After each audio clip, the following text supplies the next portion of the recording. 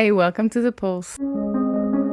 I hope you're doing well. My name is Julie, I'm your host, and today in this episode, it's a special one because we are starting for the next 3 weeks Podmas setup. So instead of doing regular episodes, I'll be sharing the episodes of 5 to 10 minutes every other day for the month of December. So I hope you enjoy this tinier format, and let's go with this first topic. I would like to start Podmas on December 1st with actually already reflecting on 2025.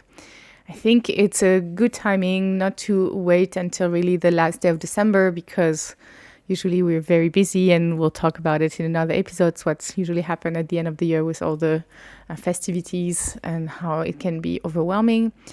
But I would really like to use the time already in early December to do that, also to prepare for January. This is also, in my opinion, a reflection that you don't have to automatically do a year end. It's always nice and good to do these reflections on a regular basis to kind of understand where you're at, what's your progress. So I tend to do this on a quarterly basis.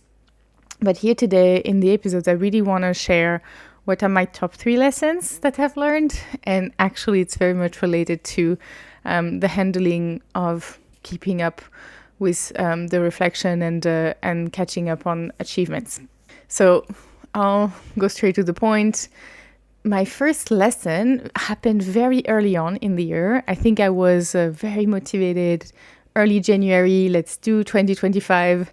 Sounds like an amazing year. And end of January, I had some tough news regarding my dog. He has become a bit ill, and it was very much unplanned and very scary. And that kind of changed a bit how my year went on, because as mentioned, I was highly motivated, highly positive, and then this very negative news really impacted my mood for the following months, but also impacted how I deal with it. So I think the lesson is really that you can never really plan things. And my life has taught me this multiple times. You can plan your life to go a certain way. You can plan things to go a certain way, but until actually happen, or you never know what's going to happen in between.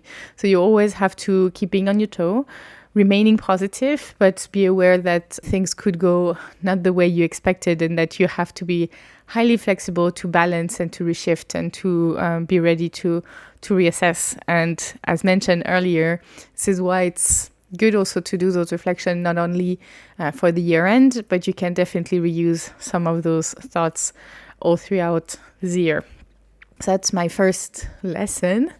And the second one is also very much related to that, is also I learned to slow down. And it sounds crazy when you look at my day-to-day. A lot of my friends and colleagues would say, well, I mean, you do running, you do the podcast, you have your job, you have your dog, you have whatever else. I'm definitely a very busy person, but I have put in place some key moments where I have slowed down and I have changed my intention of how I do things. And the main one related to what happened with my dog was to spend the time with him, to stop having the TV running in the background, or when I go on a walk, to having a podcast. I dedicated a certain period of time where I was fully focused on him. And that was a moment, no matter how fast or slow he was going, I was going his pace. I used to, okay, we're going to walk, let's make it a bit fast walk, so it's also good for exercise for him. And therefore it became kind of like a bit of a challenge for me to see like how much we can go, how many kilometers we can do. But I changed and switched. We still have those sporty walks, let's put it that way, but I also have those moments where it's really about his rhythm.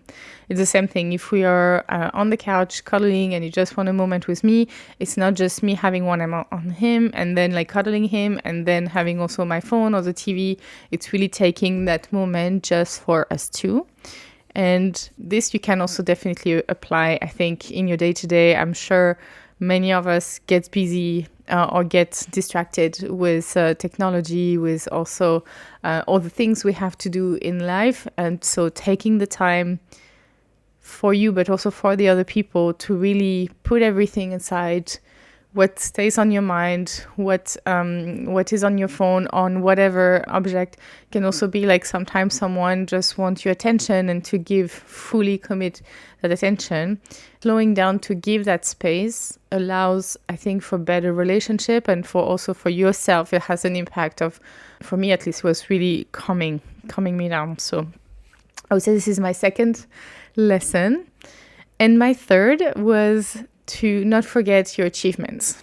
And here I have to say it has been very difficult in beginning of Q3, so basically September. As mentioned to you, I tend to do those reflections not only at the year end, but I like to do it on a more regular basis. And I tend to do a reflection of what went well, what didn't, what did I achieve on a quarterly basis. It's really my go-to.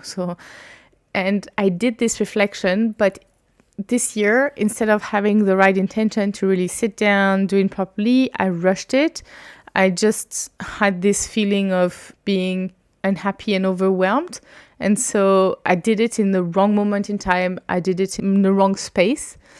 And what happened is that because of it, I forgot what I had achieved.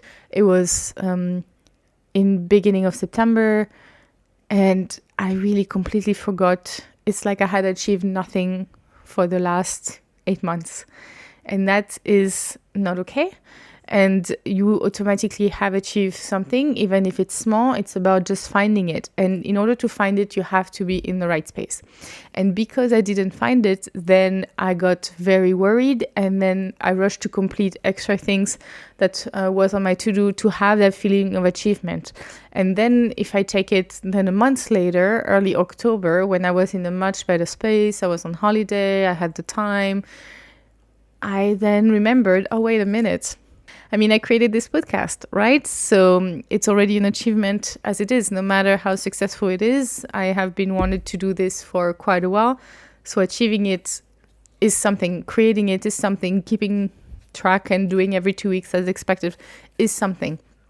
And I completely forgot about it. And that's mainly because I was in the wrong space and the wrong time when I did it. So be aware, keep in mind how you do it, how you do things, and have really this mindset of not forgetting your achievement.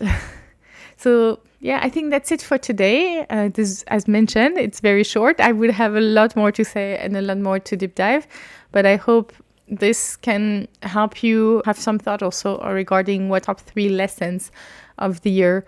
And feel free to let me know and let's exchange. I would be happy to hear if those 3 lessons resonate in some ways or could be helpful for the future, or if there is anything else that you've learned in 2025.